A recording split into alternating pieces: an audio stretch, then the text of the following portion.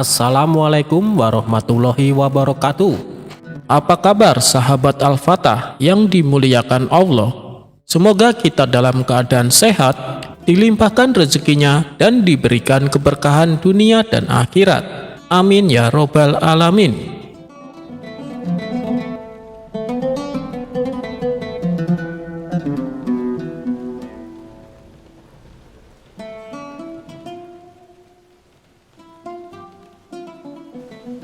Di sebuah alun-alun kota, Baginda Raja memutuskan untuk menguji kecerdasan Abu Nawas dengan sebuah eksperimen filosofis.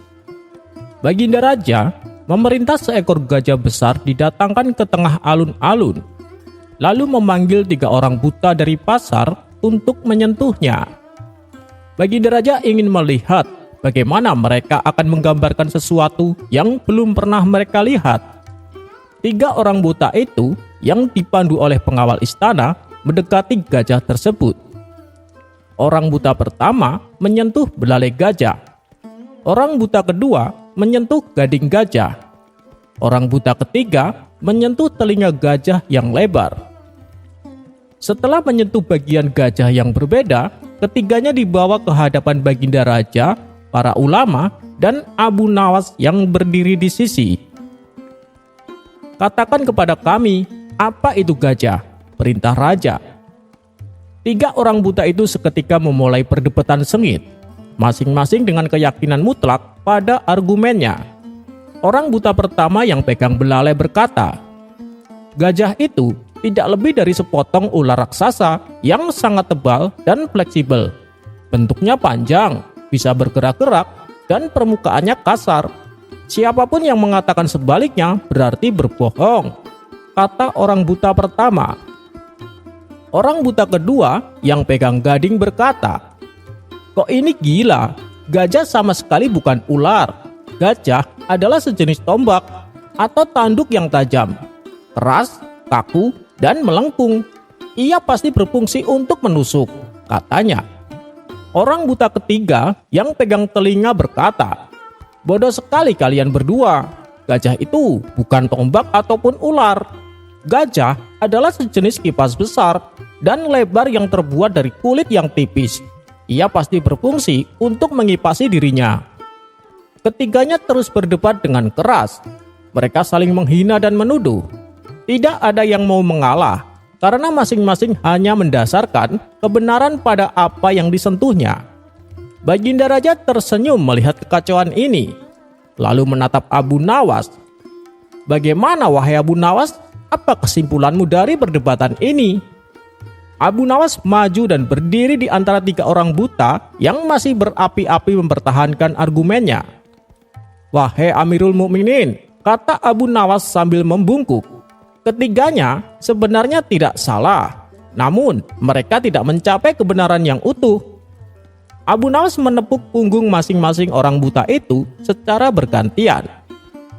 "Saudaraku," kata Abu Nawas kepada mereka, "kalian semua benar dalam deskripsi bagian gajah yang kalian sentuh. Tetapi kalian keliru dalam menyimpulkan keseluruhan kebenaran. Kalian mendapati sebagian fakta, lalu menjadikannya sebagai kebenaran mutlak." Abu Nawas kemudian menghadap Baginda Raja dan para ulama. Suaranya lantang. "Inilah gambaran tentang banyak ulama dan filsuf kita, Baginda. Mereka terlalu fokus pada bagian-bagian kecil dari ilmu atau hukum yang mereka kuasai, seperti belalai, gading, atau telinga. Lalu mereka menyimpulkan bahwa itulah keseluruhan ajaran Tuhan. Mereka berdebat dengan sengit dan menolak pandangan lain. Padahal semua pandangan itu, jika digabungkan, barulah mendekati gambaran utuh dari gajah kebenaran yang jauh lebih besar. Gajah itu," lanjut Abu Nawas, "baru bisa dipahami sepenuhnya jika kita bersedia menyatukan semua deskripsi, bukan hanya berpegang teguh pada sepotong pengalaman pribadi." Baginda Raja mengangguk penuh kekaguman. Perdebatan itu seketika mereda, digantikan oleh perenungan mendalam. Sejak hari itu, Abu Nawas mengajarkan bahwa kesombongan terbesar seorang yang berilmu adalah ketika ia menyangka kebenaran ada hanya di ujung jarinya, bukan pada luasnya seluruh pandangan.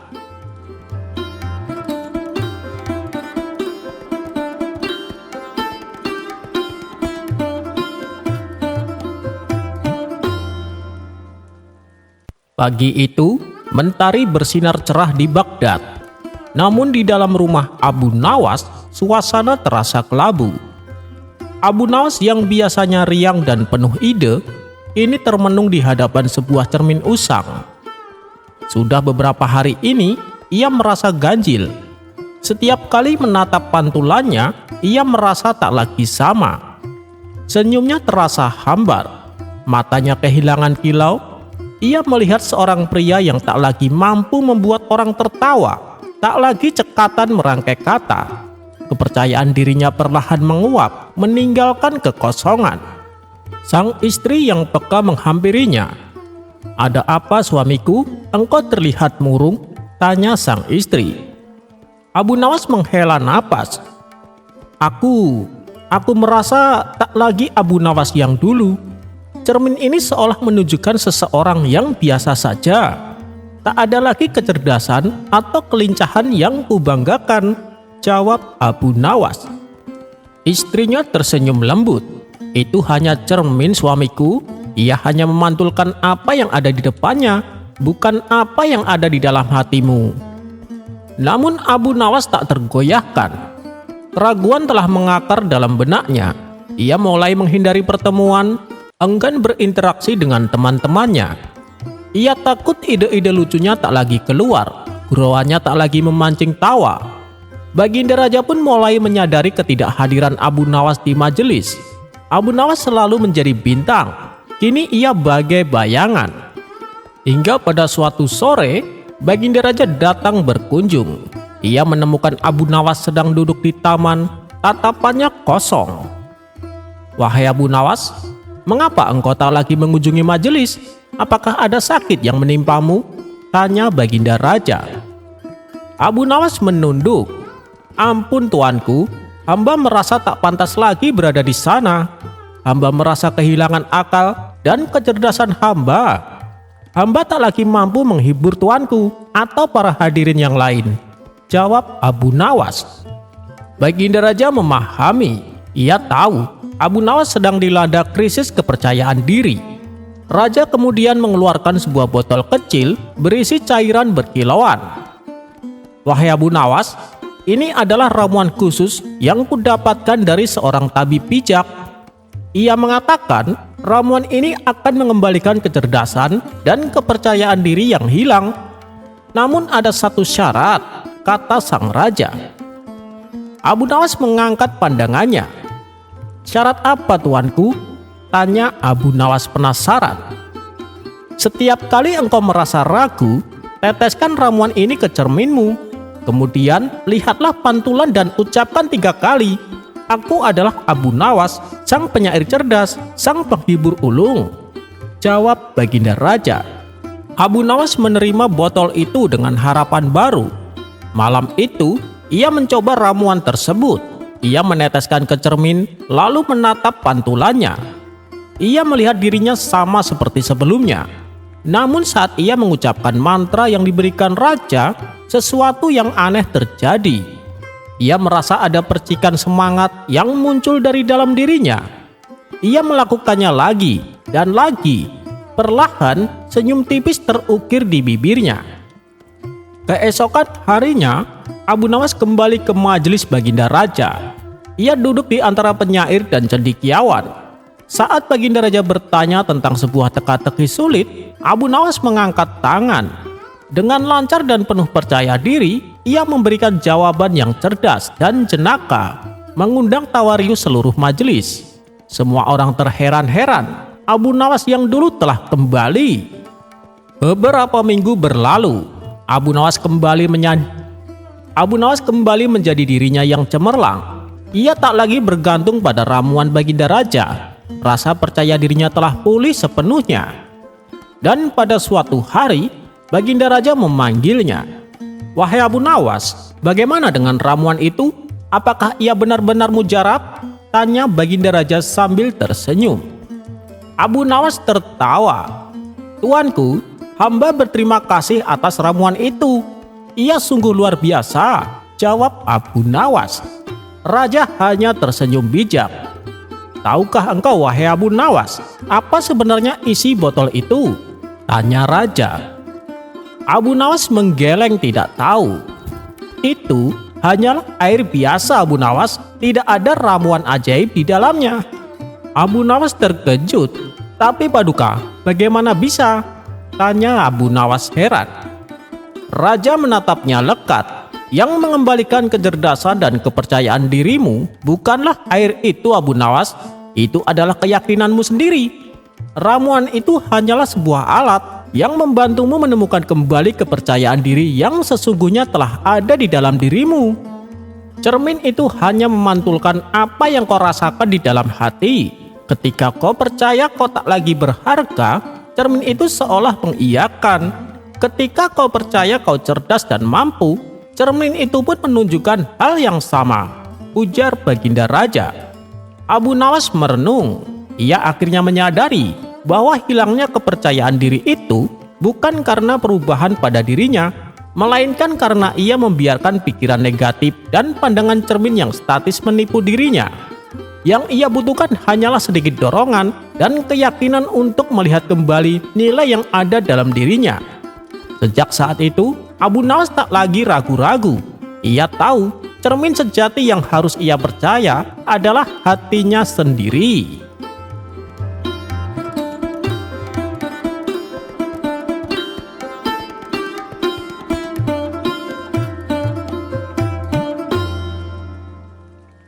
Sore itu, Abu Nawas duduk di serambi masjid setelah sholat asar.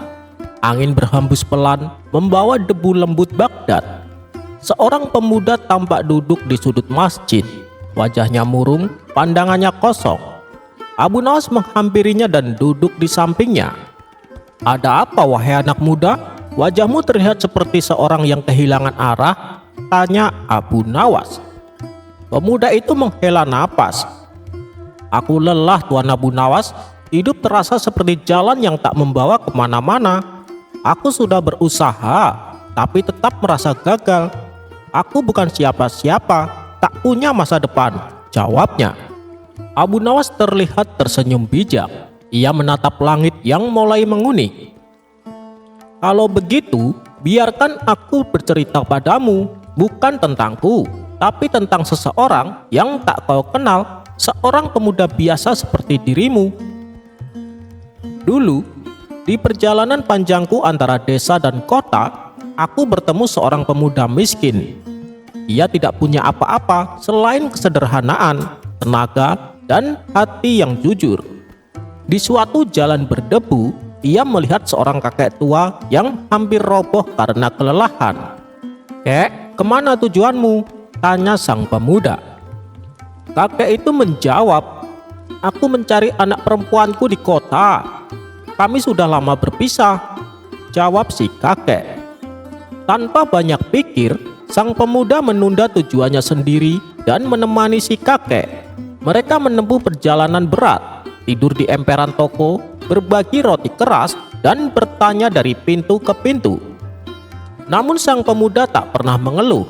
Ia tahu mungkin ia tak bisa menyelesaikan masalahnya sendiri, tapi ia bisa menyelesaikan masalah orang lain. Hingga tibalah mereka di sebuah toko kain dan perhiasan. Di sana, mereka mendengar nama yang disebutkan dan seorang wanita muda keluar dengan mata berlinang. Ia memeluk si kakek dengan tangis tertahan. "Ayah, ini aku, Zahra. Aku mencarimu sejak lama," kata si wanita tersebut. Zahra sang anak ternyata telah menjadi wanita sukses di kota. Ia kehilangan kontak dengan ayahnya karena surat-surat tak pernah sampai. Tapi kini pertemuan itu menjahit kembali semua luka.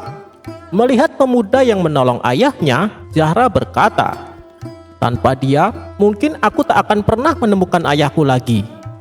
Beberapa bulan setelah itu, sang pemuda dan Zahra menikah. Bukan karena harta, bukan karena nasib kebetulan, tapi karena ketulusan yang tumbuh dari perbuatan baik.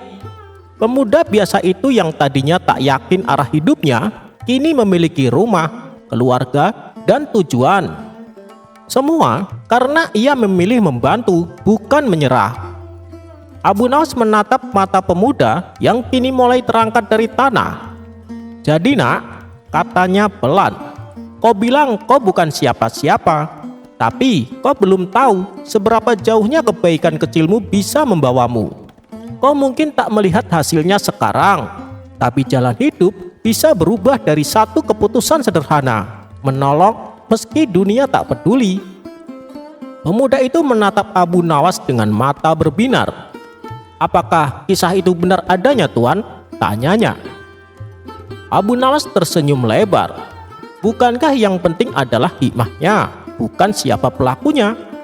Dan sore itu, langit Baghdad menjadi saksi seorang pemuda yang mulai menata langkah baru, bukan karena nasihat panjang, tapi karena sebuah kisah sederhana dari seorang bijak bernama Abu Nawas.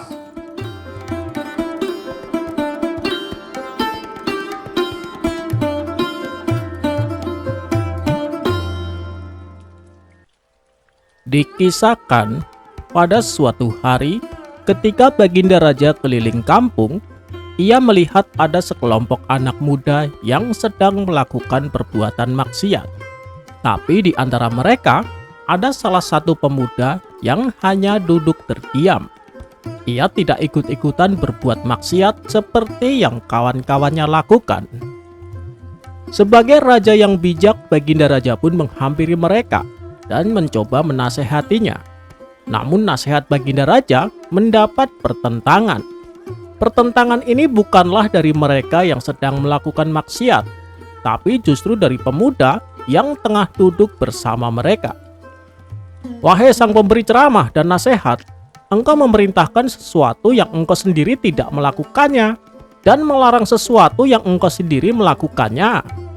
Mulailah dari dirimu sendiri, kemudian baru menasehati orang lain, agar kelak di akhirat nanti kau tidak dianggap sebagai orang munafik, kata pemuda tersebut. Sontak hal ini membuat Baginda Raja tercengang. Perkataannya seolah menusuk hati yang paling dalam. Para pengawal yang mendampingi Baginda Raja menjadi jengkel dan hendak menangkap si pemuda. Namun oleh Baginda Raja segera dicegahnya. Biarkan dia, apa yang dikatakannya adalah benar, kata Baginda Raja dengan suara lirih. Dan semenjak kejadian itu, Baginda Raja terus meratapi dengan apa yang diucapkannya, sebab hatinya sangat rapuh dan mudah menangis apabila mendengar kata-kata tentang masalah akhirat. Dalam hati ia berkata, pemuda itu sepertinya orang alim, dan meskipun dia duduk bersama ahli maksiat, ia tak gegabah menyalahkan perbuatan mereka. Sedangkan aku masih banyak dosa, tapi dengan mudahnya aku menyalahkan dan menghakimi mereka. Akibatnya Baginda Raja pun selalu dihantui oleh rasa bersalah. Kemudian untuk mengatasi kemelut di hatinya, ia mengadukan hal ini kepada Abu Nawas. Yang Paduka lakukan itu sudah benar, kenapa harus merasa bersalah? Kata Abu Nawas mencoba menenangkan. Tapi Abu Nawas yang mengatakan hal itu adalah pemuda yang alim, dan ini membuatku sangat bersalah, ujar Baginda Raja.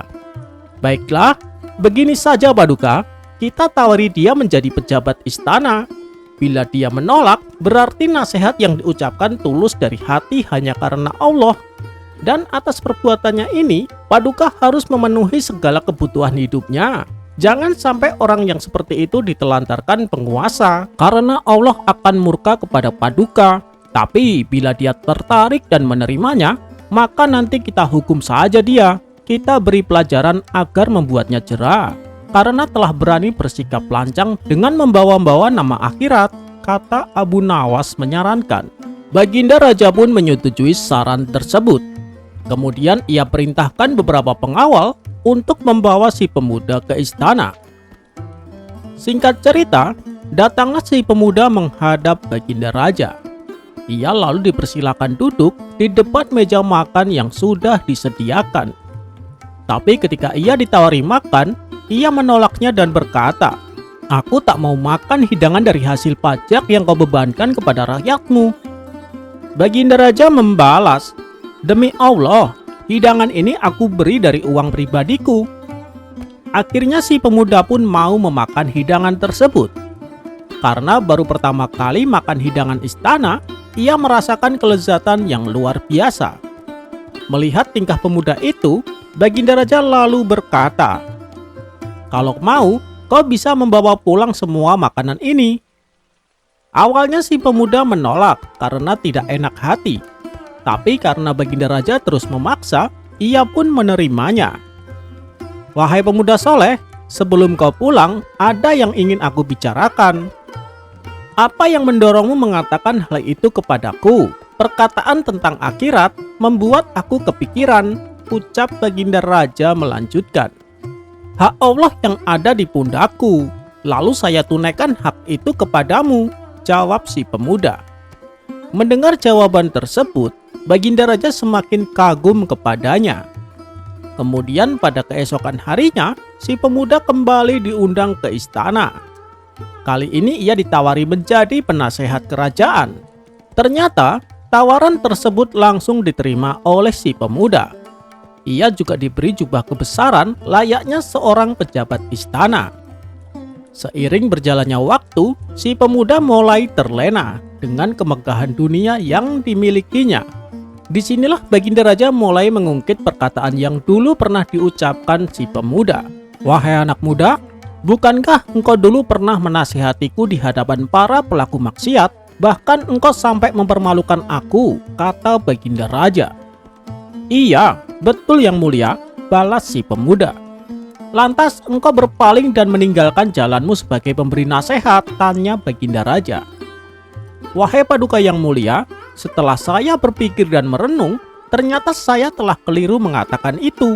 Saya justru melihat bahwa yang benar adalah ikut berperan serta membantu Paduka menjalankan amanat kekuasaanmu," jawab si pemuda. "Benarkah apa yang kau katakan itu?" "Tidak mungkin, engkau keliru. Engkau telah terjatuh ke dalam lubang jebakan.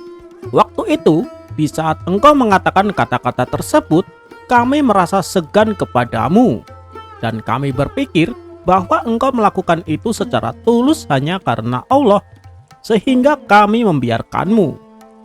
Akan tetapi setelah semuanya jelas, ternyata engkau melakukan itu semua karena demi menginginkan dunia. Maka kami memutuskan untuk menjadikanmu sebagai pelajaran bagi yang lain agar tidak ada orang yang berani bersikap lancang kepadaku," bentak Baginda Raja. Kemudian Baginda Raja perintahkan pengawal untuk menangkap si pemuda dan memenjarakannya. Pada keesokan harinya, Baginda Raja memberitahukan kepada Abu Nawas. "Bagaimana Abu Nawas? Apakah tindakanku sudah benar?" tanya Baginda Raja. "Itu adalah keputusan yang tepat Paduka," jawab Abu Nawas. "Ada kalanya orang memberi nasihat karena menginginkan sesuatu, apalagi yang dinasehati adalah rajanya. Paduka jangan sampai mudah dikelabui oleh orang-orang seperti itu," tutur Abu Nawas melanjutkan. Baginda Raja pun berterima kasih atas saran dan nasihat yang diberikan oleh Abu Nawas.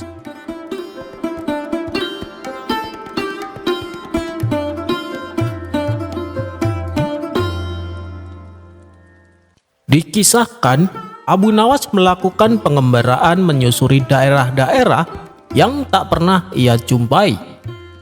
Hingga akhirnya sampailah ia di suatu kampung yang rata-rata penghuninya orang miskin. Untuk menuju kampung tersebut sangatlah sulit, karena terpisah oleh sungai yang besar yang tak ada jembatan penyeberangannya. Abu Nawas sendiri harus menyewa sebuah perahu agar bisa sampai di kampung tersebut. Melihat ada orang asing datang ke kampungnya, para penduduk menyambutnya dengan ramah. Apalagi kala itu penampilan Abu Nawas layaknya seorang ulama sufi. Dan ketika malam Abu Nawas diundang untuk mengikuti sebuah pertemuan, di mana dalam pertemuan tersebut membahas pembangunan jembatan. Abu Nawas menyarankan supaya tiap warga dimintai sumbangan. "Wahai Tuan Abu, penduduk kami rata-rata orang miskin. Untuk makan sehari-hari saja susah," kata mereka memberitahu. Mendengar itu Abu Nawas pun terdiam. Benar juga, mereka adalah penduduk miskin. Kalaupun membangun jembatan sendiri, itu juga tidak mungkin, sebab mereka tidak tahu caranya, pikir Abu Nawas. Tidak lama kemudian, muncullah ide cemerlang di otaknya. "Sebenarnya kalian tak perlu membangun jembatan. kalian cukup membuat sungai itu menjadi dangkal, tutur Abu Nawas. Bagaimana caranya? Tanya mereka. Caranya sangat mudah. Kalian cukup menggali lubang di tengah sungai dan memindahkan pasirnya ke tepian. Dengan begitu, sungai akan menjadi dangkal dan kalian bisa melewatinya tanpa jembatan, jelas Abu Nawas. Warga kampung sontak tertawa mendengar usulan aneh dari Abu Nawas. Namun sang pemimpin kampung justru menanggapinya serius. Ia penasaran dengan langkah selanjutnya. Wahai Abu Nawas, apa kamu yakin ini adalah ide yang baik? Tanya pemimpin kampung. Tentu saja, dan ini lebih murah daripada kalian harus membangun jembatan dan kalian tak perlu mengeluarkan uang, jawab Abu Nawas. Meskipun usulannya terdengar sedikit gila, Abu Nawas berusaha membujuk para warga supaya mau menuruti saran tersebut. Kemudian pada keesokan harinya, para warga dengan semangat mulai menggali pasir yang ada di tengah sungai. Mereka menggali dan dipindahkan ke tepian. Setelah beberapa hari berlalu, sungai tak kunjung dangkal. Bahkan ukurannya justru menjadi semakin lebar. Hal ini membuat para warga frustasi. Bagaimana ini Abu Nawas? Usulanmu justru membuatnya semakin buruk. Lihatlah, sungainya semakin melebar dan semakin sulit untuk dilintasi, kata para warga mengeluh. Teruskan saja pekerjaan kalian, nanti pasti akan membuahkan hasil, jawab Abu Nawas. Lalu bagaimana dengan pasirnya? Kemana lagi harus diletakkan? Tanya mereka. Soal pasir biar aku yang mengurus, nanti aku panggil seseorang untuk mengambilnya, jawab Abu Nawas. Sebulan pun berlalu dan kondisi sungai tak menjadi dangkal sama sekali. Akhirnya para warga memutuskan diadakan pertemuan kembali. Mereka sudah tak sabar ingin memarahi Abu Nawas. Ketika pertemuan berlangsung, para warga mulai meluapkan amarahnya. Hei Abu Nawas, percuma kami mengikuti saranmu. Sudah 1 bulan tapi tak ada hasil. Kami sudah mengorbankan tenaga dan waktu. Tapi apa hasilnya? Kata para warga emosi. Tenang, sabar. Aku sudah mengumpulkan uang kalian. Silahkan dipergunakan uang kalian untuk membangun jembatan, balas Abu Nawas sambil mengeluarkan kantong yang penuh berisi uang. Melihat ada uang sebanyak itu, mereka pun menjadi heran. Terlebih saat Abu Nawas mengatakan bahwa uang tersebut adalah milik mereka. Tapi Abu Nawas, dari mana uang itu? Kami tak merasa memilikinya, tanya para warga kebingungan. Abu Nawas pun lalu menjelaskan bahwa uang yang dibawanya hasil dari menjual pasir yang mereka gali dalam kurun waktu 1 bulan. Kalian ingat kan orang yang setiap hari mengambil pasir kalian? Dialah pembelinya, terang Abu Nawas. Seketika para warga pun tertawa dengan kecerdikan Abu Nawas. Mereka juga tak lupa mengucapkan terima kasih kepadanya. Dan berkat usulan Abu Nawas, mereka akhirnya berhasil membangun jembatan.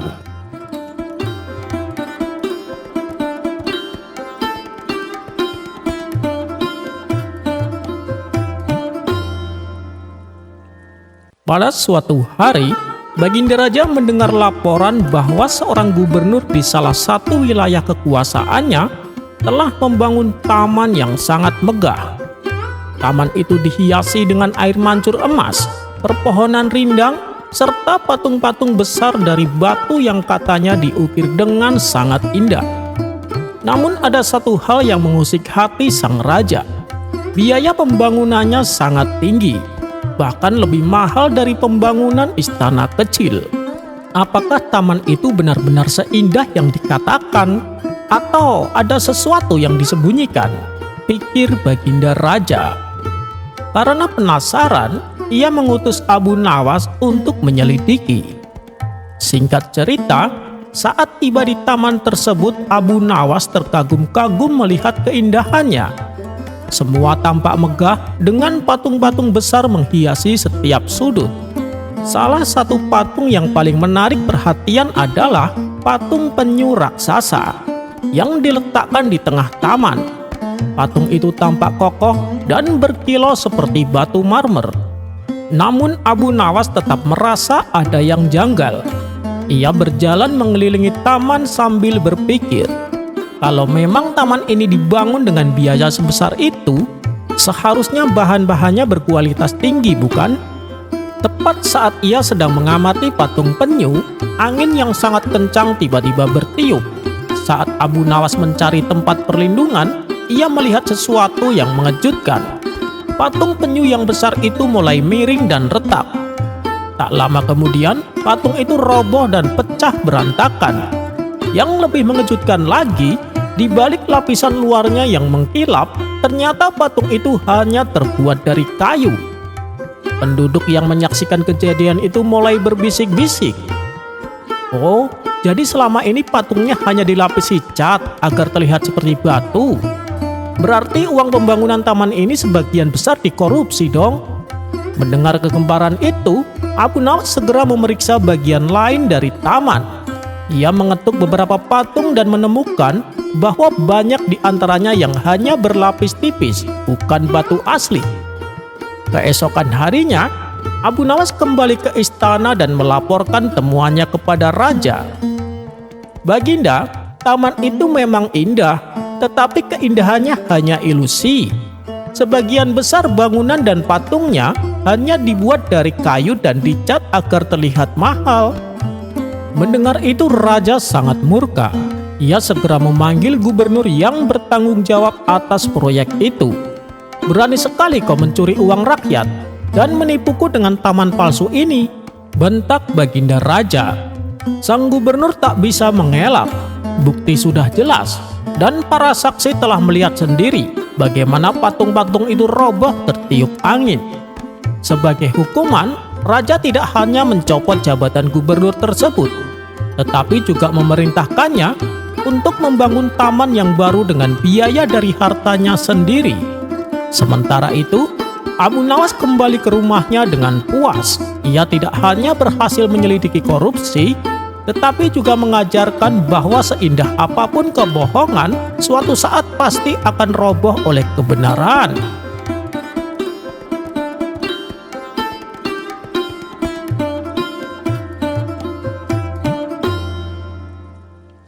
Menjelang Hari Raya Idul Adha, bagi umat muslim yang mampu dianjurkan untuk berkurban.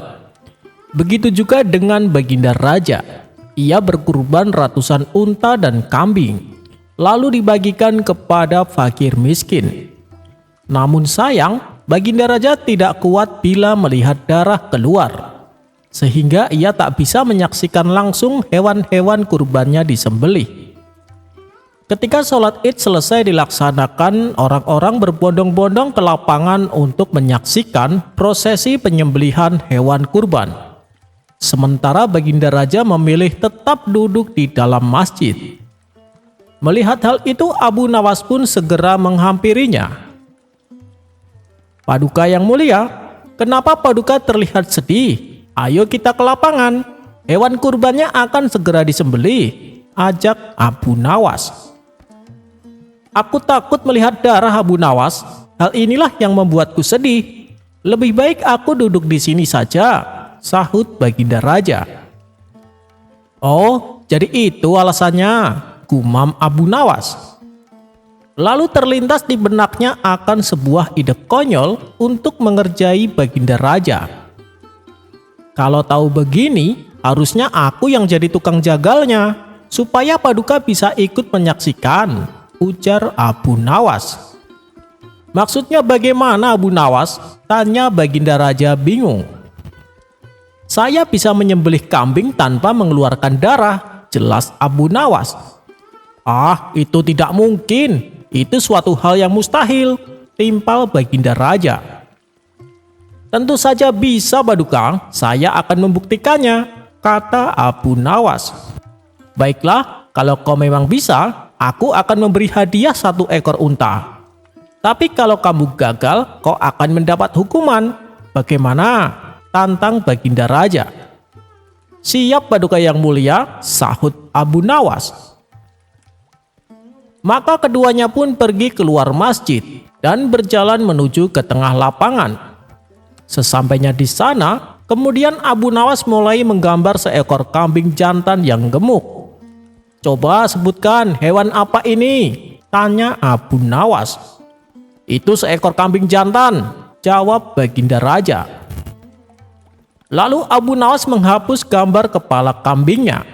Tetapi setelah itu, ia menggambar lagi kepala kambing yang terpisah dari badannya. "Lihatlah Paduka, sekarang kambingnya telah aku potong tanpa mengeluarkan darah sedikit pun," ucap Abu Nawas sambil tersenyum. Melihat hal itu, Baginda Raja pun tertawa terpingkal-pingkal. Ia pun lalu memberi Abu Nawas hadiah yang dijanjikan. Bukan karena kecerdikannya, melainkan karena kelucuannya yang bisa membuat Baginda Raja tertawa.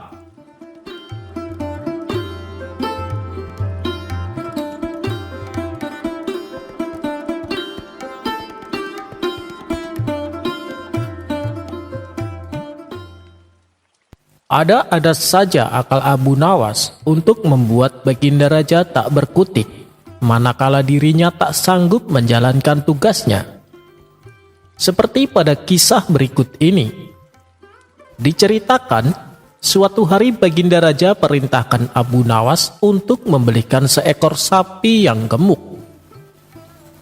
"Sekarang, pergilah ke pasar dan segera bawakan ke hadapanku seekor sapi yang besar dan gemuk," titah Baginda Raja. Tugasnya memang sederhana, tapi yang membuat Abu Nawas bingung, Baginda Raja sama sekali tak memberinya uang. Padahal untuk membeli sapi yang diinginkan tentulah sangat mahal harganya, yaitu sekitar 100 dinar. Sedangkan Abu Nawas sendiri tak memiliki uang sebanyak itu. Dalam hati ia pun berkata, "Paduka Raja pasti sengaja ingin mengerjai aku," pikir Abu Nawas. Tapi namanya saja Abu Nawas, ia tak pernah kehilangan akal cerdiknya. Telah lama berpikir, Abu Nawas akhirnya mendapat sebuah ide yang cemerlang. Ia pun segera berangkat pergi ke pasar. Sesampainya di sana, ia mendapati seorang penjual sapi sedang tertidur pulas di samping sapi miliknya. Abu Nawas kemudian membangunkan dengan tangan meraba-raba. Si penjual sapi bangun dari tidurnya, dan ternyata dia adalah seorang yang buta. Melihat hal itu, Abu Nawas langsung memanfaatkannya. "Hei kawan, apakah kau tahu bahwa sapi yang kau jual ini adalah sapi ajaib? Sapi ini bisa berbicara, tapi hanya kepada orang-orang yang jujur." Mendengar perkataan Abu Nawas, si penjual sapi tak langsung percaya begitu saja. Tetapi Abu Nawas meyakinkan bahwa yang dikatakannya adalah benar. Karena penasaran, si penjual sapi tersebut bertanya kepada sapi miliknya, "Apakah benar kau bisa berbicara?" Abu Nawas yang berpura-pura menjadi sapi menjawab, "Iya, saya bisa berbicara, tapi hanya kepada orang-orang yang jujur saja." Mendengar suara sapi, penjual itu terkejut dan bertanya, "Apakah ini benar suara sapi atau suaramu, Abu Nawas?" Abu Nawas menjawab, "Saya tidak berbohong, itu tadi adalah suara sapimu. Itu berarti menandakan kamu adalah orang yang jujur." Mendapat sanjungan dari Abu Nawas, si penjual sapi pun tersenyum dan mulai mempercayainya. "Jika kamu benar-benar bisa berbicara, beritahu saya, berapakah harga yang pantas untukmu?" tanya si penjual kepada sapi miliknya. Dengan bersuara layaknya suara sapi, Abu Nawas menjawab, "Harga yang pantas untuk saya adalah 5 dinar." Mendengar itu, penjual tersebut langsung menawarkan sapinya dengan harga 5 dinar kepada Abu Nawas. Tentu saja Abu Nawas dengan senang hati menerimanya. Setelah berhasil memperoleh sapi dengan harga murah, Abu Nawas membawa sapinya ke istana dan mempersembahkan kepada Baginda Raja. "Wahai Abu Nawas, bagaimana kau bisa membeli sapi itu? Ini kan harganya mahal.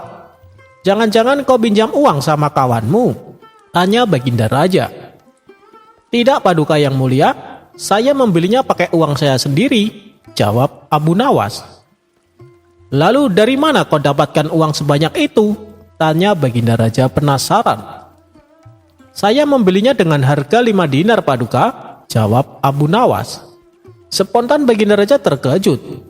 Bagaimana bisa kau mendapatkan sapi yang begitu besar hanya dengan harga 5 dinar? Tanya Baginda Raja. Kemudian Abu Nawas menceritakan bagaimana caranya dia bisa membeli sapi dengan harga yang sangat murah.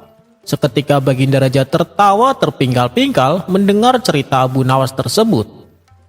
Baiklah Abu Nawas, ini uang 200 dinar untukmu sebagai hadiah karena berhasil mendapatkan sapi yang besar, kata Baginda Raja.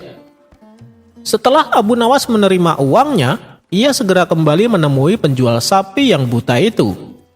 Kawan, ini 100 dinar untuk bayar sapimu, kata Abu Nawas. Tapi bukankah tadi kamu sudah membayarnya? Balas si penjual sapi. Sudah, terima saja dan jangan banyak tanya, ujar Abu Nawas. Si pemilik sapi pun dengan senang hati menerimanya. Sementara Abu Nawas pulang ke rumah dengan membawa sisa uang 100 dinar.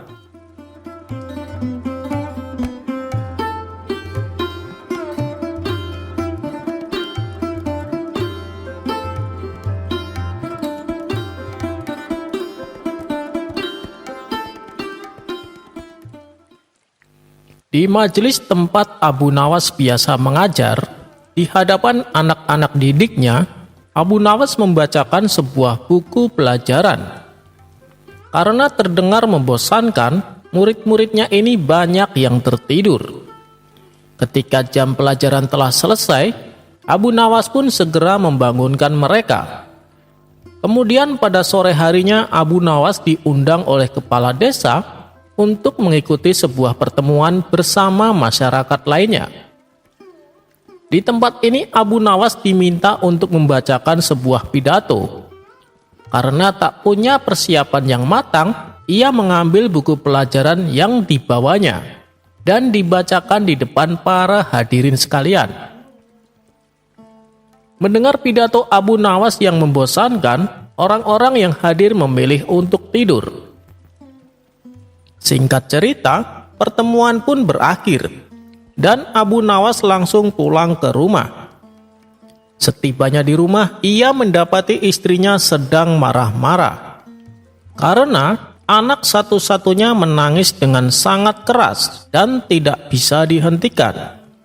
Istrinya yang sabar itu pun mulai kesal dengan ulah anaknya ini. Kemudian ia berkata kepada Abu Nawas, "Aku sungguh tidak mengerti dengan anak kita. Sebenarnya apa yang sedang menimpanya? Dari tadi menangis terus dan rewel. Padahal aku sudah menghiburnya dan berusaha agar dia mau tidur. Aku pun sudah membaca doa Ashabul Kahfi atau apa saja yang bisa aku lakukan." Mendengar keluhan tersebut, Abu Nawas dengan santainya menjawab, sambil menyodorkan buku, "Kenapa harus bingung? Coba ini bacakan di hadapannya." Mendengar jawaban itu, sontak istri Abu Nawas menjadi jengkel karena merasa dipermainkan. "Jangan bercanda, aku sedang serius," bentak sang istri sambil membanting buku tersebut. Keadaan pun menjadi semakin tegang. Wajah istri Abu Nawas berubah menjadi emosi. "Dengar ya, semenjak aku menikah denganmu, aku sudah banyak berkorban. Aku habiskan hidupku untuk mengurus anak. Tapi mengapa kau menawarkan sesuatu yang justru mengolok-olok aku?" kata istrinya dengan kesal. "Wahai istriku, aku hanya menawarkan cara yang gampang agar anak kita tidak rewel lagi. Tapi perkataanmu malah melukai hatiku," balas Abu Nawas. Jawaban tersebut membuat istrinya terdiam dan menyadari akan kekeliruannya. Kemudian istrinya kembali berkata, "Baiklah, sebenarnya apa isi buku tersebut? Hingga engkau yakin dapat menghentikan anak kita yang rewel?" Abu Nawas membalas, "Nah, itu yang seharusnya engkau tanyakan. Jangan langsung terburu-buru emosi seperti tadi. Buku ini adalah buku ajaib. Ketika aku membacanya di depan murid-muridku, mereka banyak yang tertidur. Bahkan ada yang sampai mendengkur karena saking nyenyaknya. Begitu pula saat ada pertemuan di desa, aku membacakan buku tersebut, orang-orang yang hadir banyak yang tertidur juga. Meskipun terlihat biasa saja, tapi buku ini seperti sihir. Apalagi kalau dibacakan kepada anak kita, pasti ia akan langsung tertidur. Jelas Abu Nawas. Karena penasaran, sang istri mengambil buku tersebut dan kemudian membacanya. Ternyata isi buku itu adalah pelajaran tentang ilmu tata surya. Istrinya pun menjadi tertawa. Melihat perubahan sikap istrinya, Abu Nawas pun menjadi heran dan bertanya, "Loh, kenapa kau tertawa?" Istrinya pun menjawab, "Mereka tertidur bukan karena buku ini, tapi karena isinya membosankan. Apalagi yang menyampaikan adalah orang sepertimu." Abu Nawas membalas, "Intinya bisa membuat mereka tidur, bukan?" Alasan Abu Nawas ini membuat sang istri hanya bisa bengong.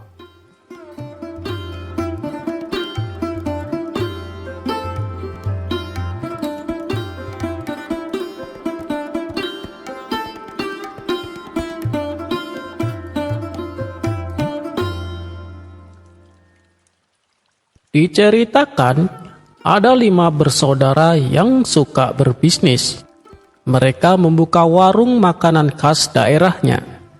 Dan yang bikin unik adalah mereka menganut falsafah 100% pembeli adalah raja. Pembeli diperlakukan penuh hormat dan agung layaknya raja dan ratu. Iklan promosi tersebut kontan saja menyebar ke seluruh antero negeri Baghdad. Suatu hari, datanglah rombongan pejabat kerajaan makan di warung tersebut. Mereka diperlakukan istimewa seperti seorang raja. Para pelayan beraksi sesuai falsafah, pembeli adalah raja. Cara melayaninya pun penuh ramah tamah dan keagungan. Bahkan, cara berjalannya, para pelayan itu membungkukkan badan. Mereka mencium tangan para pembeli, lalu mengantarkan ke tempat duduknya. Makanan dan minuman dihidangkan di atas meja dengan amat perlahan, bahkan nyaris tanpa suara. Bahkan hewan peliharaan, pengemis dan serangga diawasi dengan seksama. Jangan sampai mendekati pembeli yang sedang menikmati makanan. Setelah rombongan pejabat kerajaan selesai menyantap makanan, mereka kaget dengan harga yang dipatok.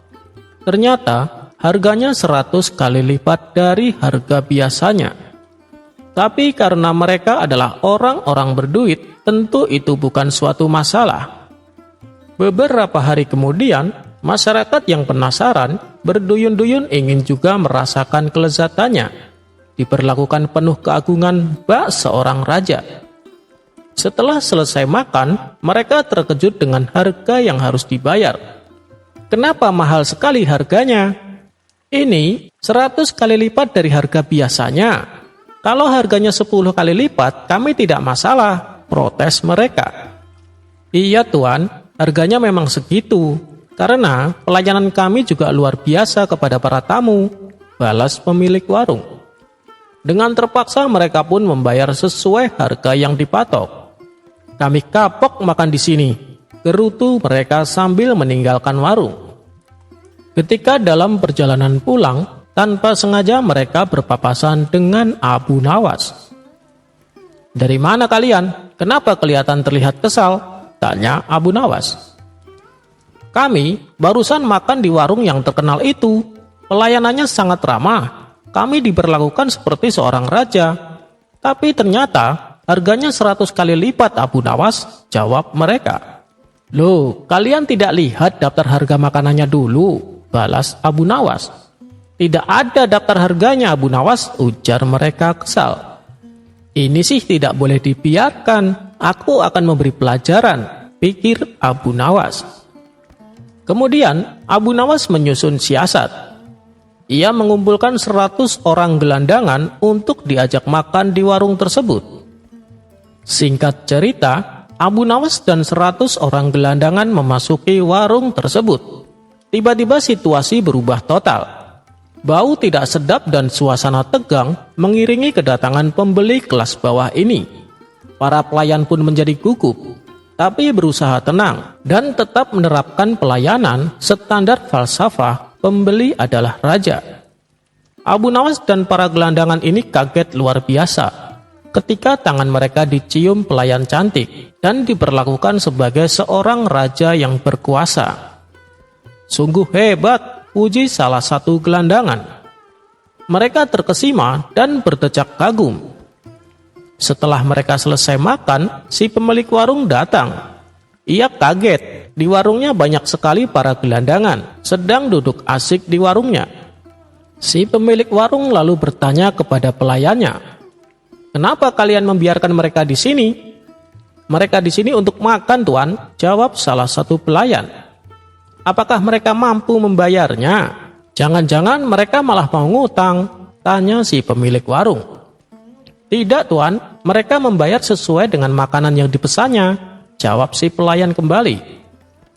"Emangnya makanan apa yang mereka pesan?" tanya si pemilik warung. "1 porsi makanan dan 1 teko air putih. Mereka menyantapnya bersama-sama, Tuan," jawab pelayan tersebut. Si pemilik warung menjadi geram, tapi tak berani mengusir para gelandangan ini. Keesokan harinya, Abu Nawas kembali datang dengan para gelandangan, dan kejadian ini terus berulang-ulang terjadi. Karena seringnya datang, membuat para pembeli lain enggan masuk ke warung makan ini. Akhirnya si pemilik warung kapok dengan ulah Abu Nawas. Abu Nawas pun berjanji tidak akan datang lagi, tapi dengan satu syarat, warung tersebut tidak boleh mematok harga dengan jumlah 100 kali lipat. Si pemilik warung pun akhirnya menyetujuinya.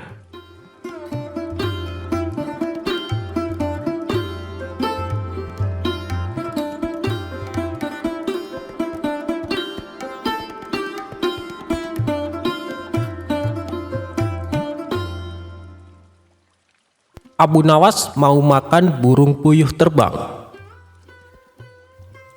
Kisah ini dimulai di suatu pagi yang cerah. Abu Nawas tampak bersiap-siap untuk berangkat ke hutan. Melihat hal itu, sang istri pun bertanya, "Wahai suamiku, kamu mau kemana?" Abu Nawas menjawab, "Aku mau pergi ke hutan." Sang istri heran dengan jawaban Abu Nawas. "Persediaan kayu kita masih banyak, untuk apa pergi ke hutan?" tanya sang istri kembali. "Aku bukan mau cari kayu bakar, tapi mau berburu burung puyuh. Bukankah tahun ini waktunya bagi mereka berimigrasi ke daerah kita? Pasti di hutan akan banyak sekali burung puyuh," balas Abu Nawas menjelaskan. "Oh iya, benar. Di hari-hari seperti ini, setiap tahun burung puyuh berimigrasi dan menyeberangi perkampungan kita. Kangen banget sama dagingnya yang lezat," sahut sang istri. Maka berangkatlah Abu Nawas dengan membawa perangkap berburu menuju hutan. Setibanya di hutan, Abu Nawas memanjat pohon dan memasang jaring di antara pepohonan. Setelah semuanya selesai, dia pun duduk di atas dahan pohon untuk menunggu hasil buruannya. Selang beberapa saat, satu persatu burung puyuh menubruk jaring dan jatuh ke tanah. Dengan sigap, Abu Nawas langsung menangkapnya. Begitulah kerjaan Abu Nawas sampai menjelang malam hari, sehingga ia memperoleh banyak sekali hasil tangkapan burung puyuh. Selanjutnya, Abu Nawas pulang ke rumah dengan hati penuh gembira. "Wahai istriku, aku memperoleh burung banyak sekali," ucap Abu Nawas. Sang istri pun menjadi ikut senang karena ia sudah kangen dengan masakan daging burung puyuhnya. "Besok aku akan mengajak Tuan Hakim dan kawan-kawan untuk makan bersama kita. Wahai istriku, buatlah masakan daging puyuh yang paling lezat," pinta Abu Nawas kepada istrinya. Keesokan harinya, Abu Nawas menanyakan kepada sang istri, apakah hidangan daging burung puyuhnya sudah siap. "Sudah, wahai suamiku, masih aku taruh di wajan agar panasnya tetap awet," jawab sang istri. Lalu Abu Nawas membuka tutup wajan untuk mengintip masakannya. Aromanya nikmat sekali. Oh iya, rotinya tidak sekalian dicampur, kata Abu Nawas menyarankan sang istri. Menuruti permintaan Abu Nawas, ia memasukkan beberapa roti ke dalam wajan dan menutupnya kembali. Kemudian Abu Nawas keluar. Baiklah, aku akan keluar sebentar untuk memanggil kawan-kawan dan Tuan Hakim, ucap Abu Nawas. Lalu Abu Nawas pergi menemui kawan-kawannya dan juga Tuan Hakim. Tuan Hakim sangat senang dengan undangan ini, mengingat daging puyuh adalah makanan kesukaannya. Dia pun segera menuju ke rumah Abu Nawas. Sementara sang istri merasa cemburu karena Abu Nawas lebih mementingkan orang lain daripada dirinya. Padahal masakan daging puyuh juga merupakan makanan kesukaannya. Dia pun segera memasukkan semua masakan daging puyuh ke dalam baskom yang sudah dipersiapkan. Kemudian baskom tersebut disembunyikan. Sedangkan wajan yang telah kosong ia isi dengan burung puyuh yang masih hidup dan menutupnya kembali. Tak lama kemudian, datanglah Abu Nawas bersama Tuan Hakim dan kawan-kawannya. Semua tamu undangan dipersilakan duduk di depan meja makan. Lantas Abu Nawas mulai meletakkan piring kosong di depan setiap orang. Tidak lama lagi, di depan kalian akan ada makanan daging puyuh yang paling lezat, ucap Abu Nawas. Abu Nawas lalu masuk ke belakang untuk mengambil wajan dan meletakkannya di meja di hadapan para tamunya. Tak kala dia mengangkat tutup wajan, burung-burung puyuh itu berterbangan keluar. Semua tamu yang diundangnya langsung kaget, apalagi Abu Nawas. Abu Nawas pun menjadi bingung dengan apa yang terjadi. Ya Allah, aku telah memburu burung-burung puyuh itu dan memasaknya, tapi dengan kuasamu engkau hidupkan kembali mereka. Abu Nawas dan kawan-kawannya heran melihat kejadian ini. Sementara di dalam kamar, sang istri dengan asiknya memakan daging puyuh yang dimasaknya.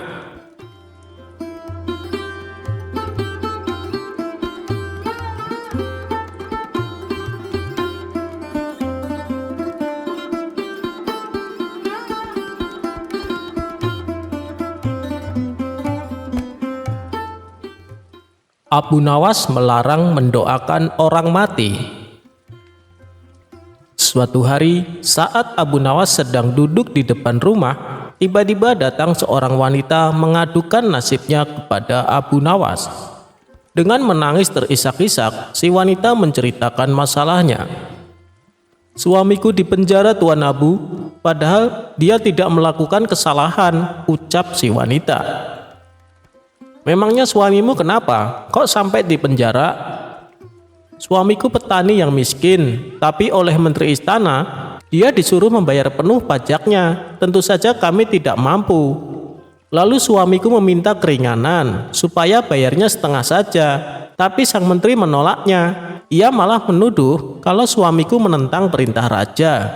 Akhirnya, suamiku dimasukkan ke penjara, kata si wanita menjelaskan. Oh, jadi itu masalahnya. Baiklah ibu, saya akan membantu supaya suami ibu dibebaskan dari penjara, balas Abu Nawas. Maka Abu Nawas pun membuat siasat supaya dirinya bisa bertemu dengan Baginda Raja untuk mengadukan masalah ini.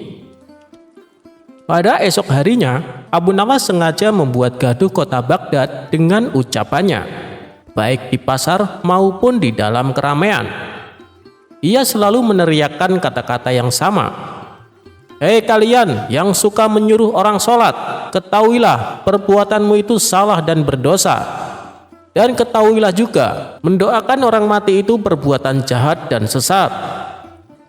Akibat perkataannya ini tentu saja membuat masyarakat menjadi geram.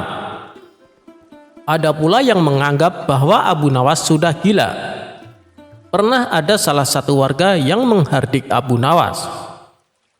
Hei Abu Nawas, justru kamu yang sesat dan gila. Jangan pengaruhi orang untuk mengikuti ajaranmu. Namun Abu Nawas hanya tersenyum dan pergi meninggalkannya. Begitulah seterusnya, ia terus menggaungkan ucapannya itu dimanapun tempat ia berada. Karena sudah jengkel dengan ulah Abu Nawas ini, para warga sepakat untuk menangkap Abu Nawas dan dibawanya ke istana. Pada esok harinya, saat Abu Nawas berada di pasar dan hendak melakukan aksinya, orang-orang langsung menangkapnya. Kemudian dengan tangan terikat, Abu Nawas dibawa ke istana untuk dihadapkan kepada Baginda Raja. Melihat ramai orang berkumpul, Baginda Raja pun bertanya, "Ada apa ini? Kenapa kalian mengikat tangan Abu Nawas?" tanya Baginda Raja. Mereka pun lalu menceritakan perbuatan Abu Nawas yang telah membuat gaduh masyarakat. Mendengar pengaduan mereka, Baginda Raja pun langsung naik pitam. "Hei Abu Nawas, benar kamu berkata demikian?" tanya Baginda Raja emosi. "Benar Paduka yang mulia," jawab Abu Nawas seolah tak bersalah. "Kurang ajar kamu ya, kamu telah melukai hati umat Islam dan kamu harus dihukum dengan berat," bentak Baginda Raja. "Memangnya salah saya apa Paduka? Bukankah perkataanku itu benar?" protes Abu Nawas. "Jelas salah dan kamu pantas dihukum mati," balas Baginda Raja. "Coba Paduka tunjukkan di mana letak kesalahan perkataan saya," tanya Abu Nawas berkilah. "Bukankah kamu mengatakan menyuruh orang salat itu perbuatan dosa, sedangkan salat itu kewajiban umat muslim? Bahkan ketika kita bekerja pun, ketika waktu salat tiba, kita harus meninggalkan pekerjaan untuk menunaikan salat. Dan orang-orang yang mengumandangkan azan, mereka itu mengingatkan kita dan menyuruh kita untuk salat. Dengan perkataanmu itu, secara tidak langsung, kamu menuduh mereka yang azan adalah perbuatan dosa," jawab Baginda Raja bertambah emosi. "Sabar dulu Paduka yang mulia, yang saya katakan menyuruh orang sholat, bukan menyuruh orang untuk sholat. Bukankah berdosa menyuruh orang sholat? Kalau mau menyuruh orang sholat, tunggulah sebentar hingga orang tersebut selesai sholatnya," ujar Abu Nawas menjelaskan. Baginda Raja terdiam. "Oh, begitu. Lalu bagaimana dengan ucapanmu yang mengatakan mendoakan orang mati itu perbuatan sesat dan jahat? Bukankah kewajiban kita sesama muslim untuk mendoakan orang mati supaya diberi keampunan dan diterima amal ibadahnya? Tapi kamu menganggap itu perbuatan jahat dan sesat. Justru itu adalah perbuatan baik yang bernilai ibadah Abu Nawas," ujar Baginda Raja. "Begini Paduka yang mulia, yang saya katakan mendoakan orang mati, bukan mendoakan orang yang sudah mati. Apakah dibenarkan mendoakan seorang mati? Lebih baik kita mendoakan yang baik-baik saja Paduka. Misalnya mendoakan orang supaya sehat, mendoakan orang supaya diberi rezeki yang halal. Jadi di mana letak kesalahan ucapan saya? Coba Paduka Raja tunjukkan," balas Abu Nawas. Seketika Baginda Raja langsung terdiam. Ia mulai merenungi ucapan Abu Nawas. "Ya, kamu benar. Tidak ada yang salah dengan perkataanmu. Tapi apa maksudmu berkata demikian di hadapan orang-orang?" tanya Baginda Raja. "Supaya saya ditangkap dan bisa bertemu dengan Paduka, karena ada sesuatu yang ingin saya sampaikan. Paduka telah keliru menilai seseorang hanya karena Paduka salah memahami. Seperti Paduka salah memahami ucapanku barusan. Dan orang tersebut kini dipenjara Paduka atas perbuatan yang tidak ia lakukan," kata Abu Nawas menjelaskan. Mendengar itu, Baginda Raja langsung terkejut. "Siapa orangnya dan kenapa ia sampai dipenjara?" tanya Baginda Raja. "Dia itu tetanggaku Paduka. Dia dipenjara karena dituduh melawan Paduka. Padahal yang dia lakukan hanya ingin mendapat keadilan atas nasibnya sebagai petani. Dia itu petani miskin yang tak mampu membayar pajak. Jadi dia minta keringanan supaya pajak yang dibebankan kepadanya dipotong 50%. Tapi permintaan itu dianggap sebagai menentang perintah raja," jawab Abu Nawas. Mendengar itu, Baginda Raja pun kemudian berkata, "Segera bebaskan orang itu dan bawa kemari menteri yang telah berbuat zalim kepada rakyatku," titah Baginda Raja kepada para pengawal. Akhirnya tetangga Abu Nawas pun dibebaskan, sementara menteri yang nakal tersebut langsung dipecat dan dipenjara.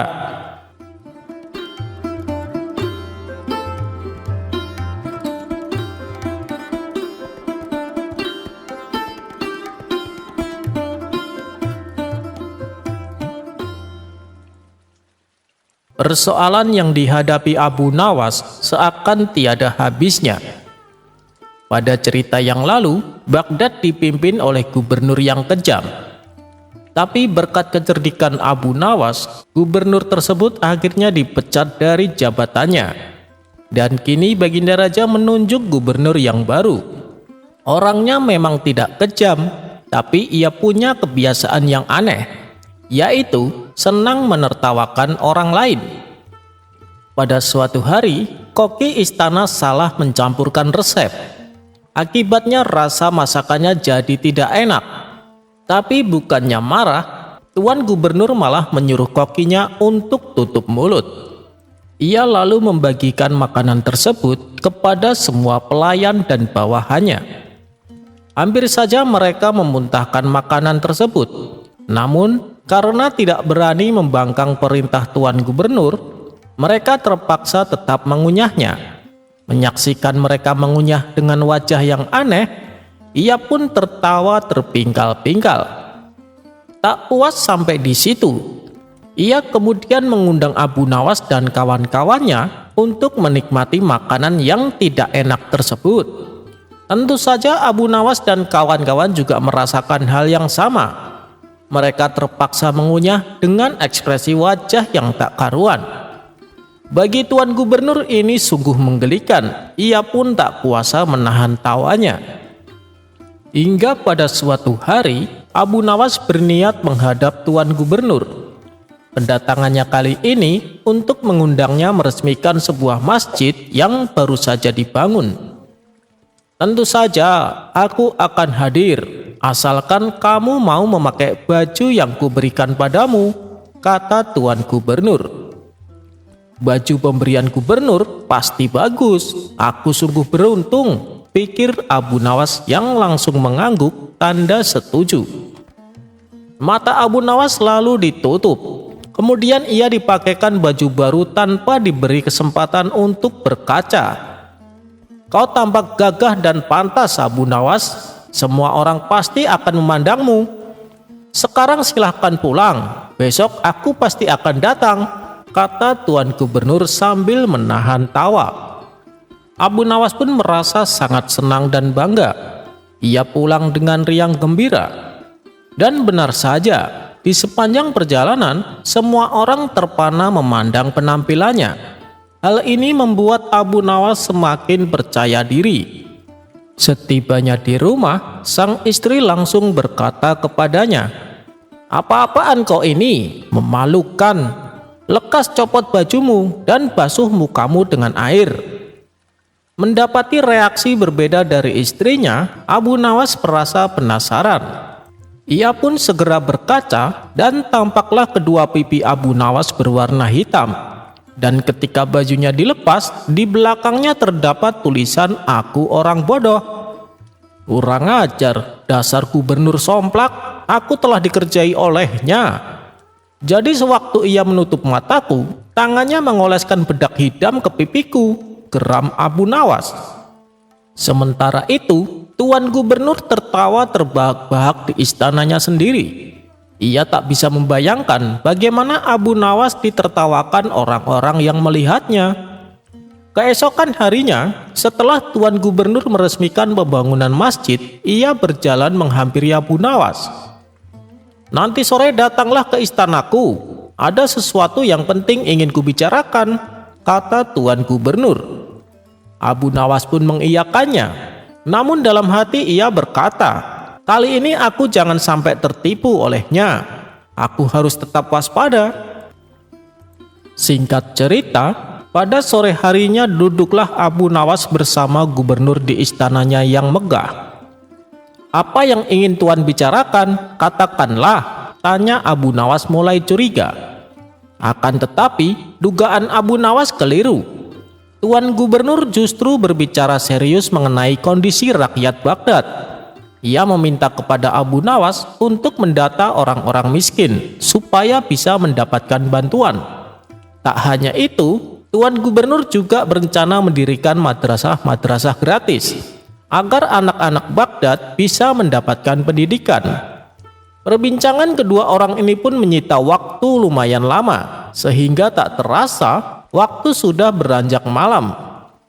Baiklah Tuan Gubernur, berhubung pembicaraan kita sudah selesai, saya mau pamit pulang, kata Abu Nawas. Tapi ini sudah larut malam Abu Nawas, kenapa tidak menginap di sini saja? Tawar sang gubernur. Apa tidak merepotkan? Tanya Abu Nawas. Kenapa merepotkan? Istana ini dibangun dari uang rakyat Abu Nawas, jadi kamu berhak untuk menginap di sini, balas Tuan Gubernur. Mendengar hal itu, Abu Nawas yang tadinya benci setengah mati, kini berubah menjadi rasa kagum. Tidak kusangka, di balik sifat usilnya yang kelewatan, ternyata dia adalah gubernur yang peduli dengan rakyatnya, gumam Abu Nawas. Abu Nawas pun dengan senang hati menerima tawaran untuk menginap di istana. Maka, diantarlah Abu Nawas ke sebuah kamar yang sudah disiapkan. Ketika ia membaringkan tubuhnya di ranjang, beberapa menit kemudian tubuhnya merasakan gatal-gatal. Rupanya, ranjang tersebut telah ditaburi bubuk gatal. Ia pun mencoba mencari bedak untuk mengobatinya. Dan bedak yang ia cari berada di atas meja. Segera saja ia menaburkan ke seluruh tubuh. Namun, bedak tersebut juga merupakan jebakan. Karena ternyata bedak yang ia pakai sudah dicampuri bubuk bersin. Sehingga dalam waktu semalaman ia bersin terus-menerus. Kurang ajar, tunggu saja nanti pembalasanku, kata Abu Nawas geram. Seminggu kemudian terdengar kabar, Tuan Gubernur akan mengadakan pesta syukuran atas tahun kelahirannya. Semua warga diundang, baik pejabat maupun rakyat biasa, tak terkecuali Abu Nawas. Disinilah Abu Nawas mulai melancarkan aksi balas dendamnya. Sehari sebelum pesta dilaksanakan, Abu Nawas berpura-pura ingin membantu segala macam persiapan pesta. Tentu saja niat Abu Nawas ini disambut baik oleh Tuan Gubernur. Dan hari yang dinanti-nanti pun telah tiba. Ketika acara pesta berlangsung, Tuan Gubernur tampil dengan jubah kebesarannya yang membuat hadirin berdecak kagum. Namun kekaguman mereka seketika berubah menjadi tertawaan. Tuan Gubernur tak menyadari hal ini. Ia mengira bahwa mereka tertawa karena gembira. Ayo, nikmati semua hidangan ini, kata Tuan Gubernur mempersilahkan. Begitu pula dengan Tuan Gubernur. Namun tak berapa lama, Tuan Gubernur memuntahkan kembali makanannya. Sementara orang-orang tampak asik memakannya dengan lahap. Kenapa rasanya tidak enak dan menjijikkan? Padahal hidangannya sama dengan mereka, pikir Tuan Gubernur. Kemudian ia pun memilih untuk tidak ikut makan. Ia berjalan menuju kursi singgasananya. Tapi ketika ia mulai duduk di atas singgasana, tiba-tiba pantatnya merasakan gatal-gatal yang teramat sangat. Hal ini membuatnya bertingkah seperti orang aneh. Ia menggaruk-garuk pantatnya sampai dengan posisi menungging. Para tamu undangan yang hadir spontan tertawa dibuatnya. Setelah rasa gatalnya agak mereda, ia mengambil sapu tangan untuk mengelap keringat di wajahnya. Kejadian tidak mengenakan kembali dialami. Tanpa sebab, ia bersin terus-menerus hingga acara pesta selesai. Ketika pesta telah berakhir, para tamu undangan pun satu persatu menyalaminya. Terima kasih atas jamuannya, wahai Gubernur tolol, kata tamu pertama. Begitu pula dengan tamu kedua dan seterusnya. Mereka semua mengatakan hal yang sama. Kurang ajar, kalian berani-beraninya menyebutku seperti itu, bentak Tuan Gubernur. Tapi bukankah Tuan yang meminta kami memanggil demikian? Coba baca tulisan di punggung jubah Tuan, balas mereka. Akhirnya Tuan Gubernur mulai menyadari bahwa ada seseorang yang telah mengerjainya. Ulah siapa ini? Ayo, mengaku! Teriaknya penuh amarah. Suasana yang tadinya meriah mendadak menjadi hening. Dan semua para tamu undangan terdiam. Saya Tuan Gubernur, jawab Abu Nawas. Orang-orang pun menatap ke arah Abu Nawas. "Apa maksudmu dengan perbuatanmu ini? Kau telah mempermalukan aku di hadapan orang-orang," bentak Tuan Gubernur. "Itu akibat ulah Anda sendiri, Tuan. Di hari istimewa ini, saya membuat Anda merasakan lelucon yang Anda buat untuk orang lain. Semua lelucon ini berasal dari Anda. Jika Anda tak senang, berhentilah mengusili orang lain. Orang lain pun tak senang dan malu bila diperlakukan demikian," jelas Abu Nawas. Mendengar itu, Tuan Gubernur hanya terdiam. Ia baru sadar kalau ia keterlaluan dan ia berjanji akan menjadi gubernur yang baik.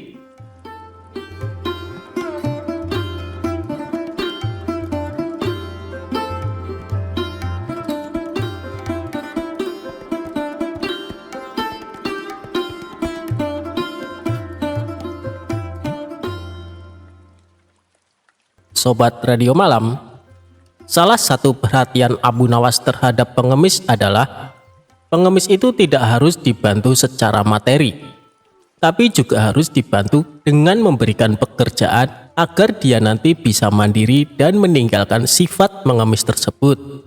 Dia tidak memberikan makanan maupun uang, melainkan Abu Nawas berusaha mencarikan pekerjaan buat si pengemis itu. Begini kisahnya. Pada suatu ketika, Abu Nawas dikunjungi oleh seorang pengemis laki-laki. Pengemis itu meminta makanan karena sudah lama tidak makan. Namun, Abu Nawas tidak memberikan sesuap nasi atau makanan lainnya yang sangat diharapkan oleh pengemis itu. Akan tetapi, ia malah mengajukan beberapa pertanyaan semata. "Kenapa engkau mengemis? Apa engkau tidak mempunyai pekerjaan?" tanya Abu Nawas. "Maaf Tuan, saya sudah lama mencari pekerjaan, tapi belum juga ada yang mau menerima saya bekerja," jawab pengemis itu. "Lalu, apa engkau mau bekerja sekalipun pekerjaan itu berat?" tanya Abu Nawas. "Asalkan halal, saya mau Tuan," jawab si pengemis. Akhirnya Abu Nawas mengantarkan pengemis itu menemui sahabatnya yang bernama Abu Wardah. Singkat cerita, pengemis itu diminta bekerja untuk mencabut rumput. Ternyata, pengemis itu merupakan seorang pekerja yang sangat rajin dan tangkas. Dalam waktu singkat saja, pekerjaannya pun selesai. Abu Wardah pun sangat kagum dan tergerak hatinya untuk memberikan pekerjaan yang lebih serius. Ia pun meminta pengemis itu untuk memisahkan satu ember kurma menjadi 3 bagian. Yang bagus diletakkan di keranjang pertama, sementara yang lumayan bagus diletakkan di keranjang kedua, dan kurma yang jelek diletakkan di keranjang ketiga. Namun ia lupa tidak memberikan penjelasan kepada pengemis itu tentang perbedaan antara baik dan yang buruk. Pada keesokan harinya, Abu Nawas datang ke rumah Abu Wardah untuk menanyakan kabar dari pengemis itu. Ia pun menjelaskan bahwa pengemis itu sangat rajin dan terampil mencabut rumput di ladang. Sehingga dirinya menyimpulkan bahwa pengemis itu adalah pekerja yang baik. Maka dari itu, Abu Wardah memberikan pekerjaan yang lebih serius kepadanya. "Sekarang dia bekerja apa?" tanya Abu Nawas. "Tadi malam dia saya suruh untuk memisahkan kurma-kurma menjadi 3 bagian. Mari kita ke sana untuk melihatnya. Karena dia orang yang rajin, tentu sudah selesai pekerjaannya itu," kata Abu Wardah. Tak lama kemudian, keduanya pun sangat terkejut ketika melihat pengemis itu tidur pulas dan tidak mengerjakan pekerjaan yang telah diberikan kepadanya. Dengan penuh tanya, Abu Wardah pun membangunkan pengemis itu. "Kenapa engkau tidak menyelesaikan pekerjaan yang sangat mudah itu?" tanya Abu Wardah. "Maaf Tuan, kalau hanya memindahkan kurma, sesungguhnya itu mudah. Yang sulit adalah membuat keputusan mana kurma yang baik, lumayan baik, dan jelek. Karena saya tidak diberitahu sebelumnya," jawab sang pengemis. "Waduh, itu tak terpikirkan olehku," kata Abu Wardah.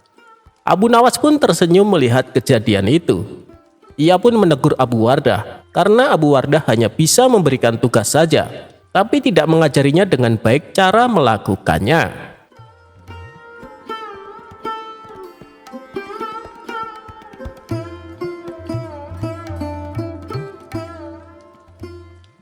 Abu Nawas lolos dari siasat busuk pemilik warung makan. Dikisahkan, Abu Nawas sering bepergian keluar kota untuk tujuan berdagang.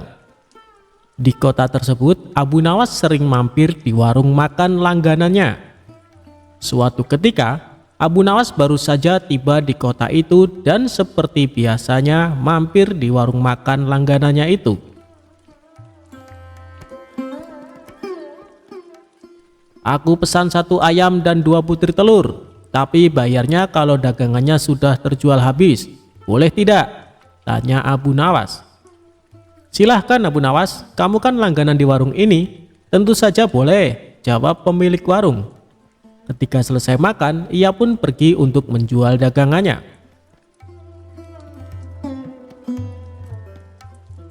Setelah 3 bulan berlalu, dagangan Abu Nawas pun habis. Kemudian Abu Nawas pergi mendatangi kembali warung makan langganannya.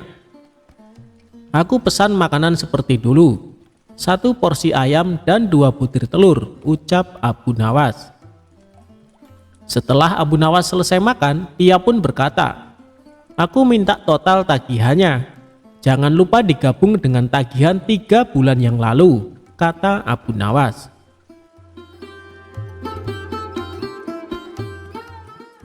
Si pemilik warung menghitung tagihannya dan memberikan secari kertas. "Ini total tagihannya, cukup 200 dirham saja," kata si pemilik warung. "Apa? 200 dirham? Hanya untuk 2 porsi ayam dan 4 butir telur, kamu mau memerasku?" tanya Abu Nawas emosi. "Harga ini sudah cukup murah. Coba kau pikir, ayam yang kau makan sejak 3 bulan lalu, jika setiap harinya dia bertelur, maka akan menghasilkan ayam-ayam yang banyak. Dan jika dijual akan menghasilkan ribuan dirham. Tapi aku hanya menyuruhmu membayar 200 dirham saja," kata si pemilik warung. "Ini tidak adil, hanya akal-akalanmu saja," kata Abu Nawas. Mereka berdebat tanpa hasil dan memutuskan untuk menghadap Tuan Hakim.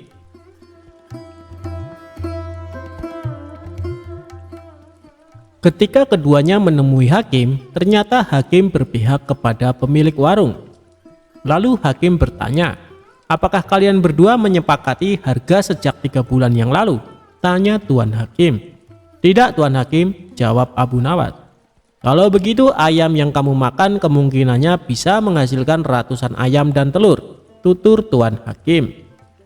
"Ya, itu mungkin saja, tapi kalau ayamnya hidup. Sedangkan ayam yang aku makan sudah mati dan dimasak," balas Abu Nawas. Namun pendapat Abu Nawas tidak dihiraukan oleh Tuan Hakim karena ia cenderung memihak pada pemilik warung. "Aku minta kasus ini ditangguhkan sampai besok pagi karena waktu sudah menjelang sore," pinta Abu Nawas. Permintaan Abu Nawas pun dikabulkan Tuan Hakim. Seharian Abu Nawas memikirkan cara agar bisa memenangkan kasusnya. Pada esok harinya, berangkatlah Abu Nawas menuju tuan rumah hakim. Setibanya di sana, ternyata si pemilik warung sudah datang lebih awal. "Kenapa kau terlambat dan membuat mereka menunggu?" tanya Tuan Hakim. "Maaf Tuan Hakim, tadi ada tamu bisnis. Ia minta biji gandum untuk ditanam. Terpaksa aku harus merebusnya dahulu, dan setelah matang aku berikan kepadanya untuk ditanam. Itulah yang membuatku datang terlambat," kata Abu Nawas. Mendengar itu, Tuan Hakim dan pemilik warung menertawakan Abu Nawas. Lalu dengan nada mengejek, si pemilik warung berkata kepada Abu Nawas, "Luar biasa, aku baru dengar ada biji gandum yang sudah direbus, ditanam, dan kemudian bisa tumbuh." Tuan Hakim dan pengacara tertawa terpingkal-pingkal. Setelah tawa mereka mereda, Abu Nawas berkata, "Itu memang aneh. Tapi kenapa kalian tidak tertawa ketika ada ayam yang sudah dimasak dapat bertelur dan berkembang biak, lalu dipatok harga sebesar 200 dirham?" kata Abu Nawas. Spontan, Tuan Hakim dan pemilik warung terdiam, tak sepatah kata pun keluar dari mulut mereka. "Kenapa kalian terdiam? Apa harus aku yang tertawa?" tanya Abu Nawas. Wajah mereka berdua langsung pucat dan setelah terdiam agak lama, Abu Nawas pun keluar. Dan akhirnya Abu Nawas dapat lolos dari siasat licik si pemilik warung.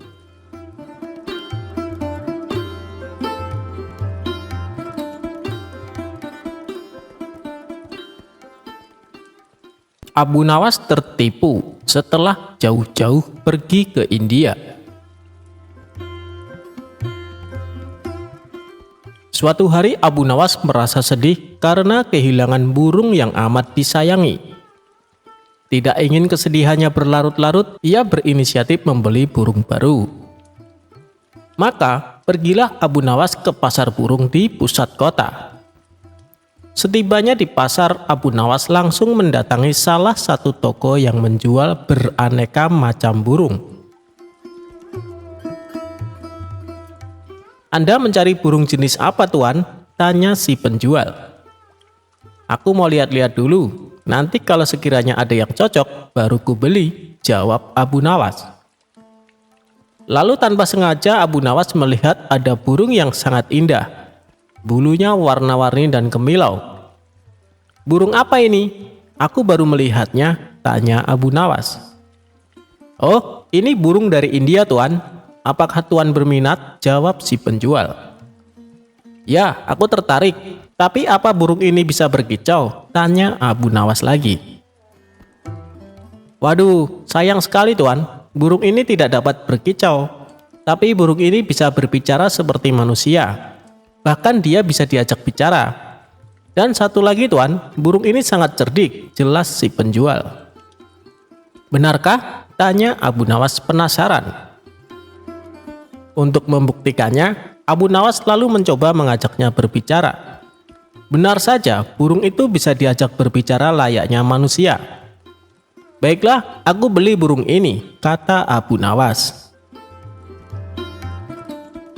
Setelah transaksi pembayaran selesai, Abu Nawas langsung membawa pulang burung tersebut.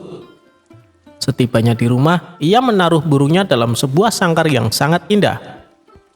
Suatu ketika saat Abu Nawas sedang asik bercengkrama dengan si burung, datanglah beberapa pengawal istana ke rumahnya. "Tuan Abu Nawas, Anda diperintahkan Baginda Raja untuk menghadapnya sekarang," kata salah satu pengawal. "Oh, baiklah, aku akan segera ke sana. Kalian pergilah dulu, nanti aku menyusul," balas Abu Nawas. Singkat cerita, Abu Nawas pun datang ke istana menghadap Baginda Raja.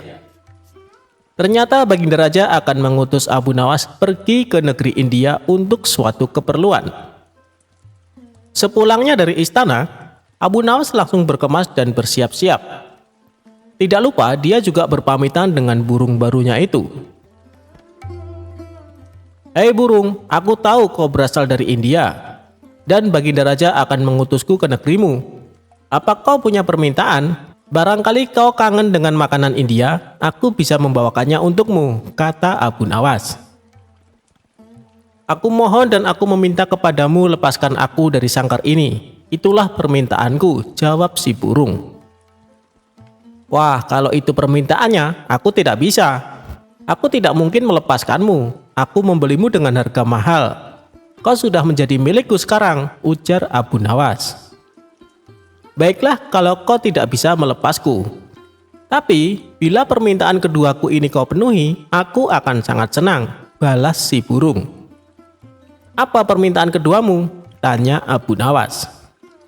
"Aku minta tolong kepadamu, jika kau telah sampai ke negeri India, pergilah ke sebuah hutan di desa ini.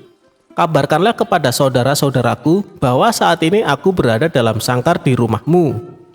Melalui kabar ini, aku berharap mereka tidak gelisah mencariku. Itulah permintaan keduaku," tutur si burung. Memangnya semua burung yang jenisnya sepertimu bisa mengerti bahasa manusia? Tanya Abu Nawas. Ya, mereka yang jenisnya seperti aku bisa mengerti bahasa manusia dan bisa bicara seperti aku, jawab si burung. Baiklah, aku akan berusaha memenuhi permintaanmu kali ini, ucap Abu Nawas. Singkat cerita, sampailah Abu Nawas di negeri India. Ia pun langsung melaksanakan tugas dari Baginda Raja.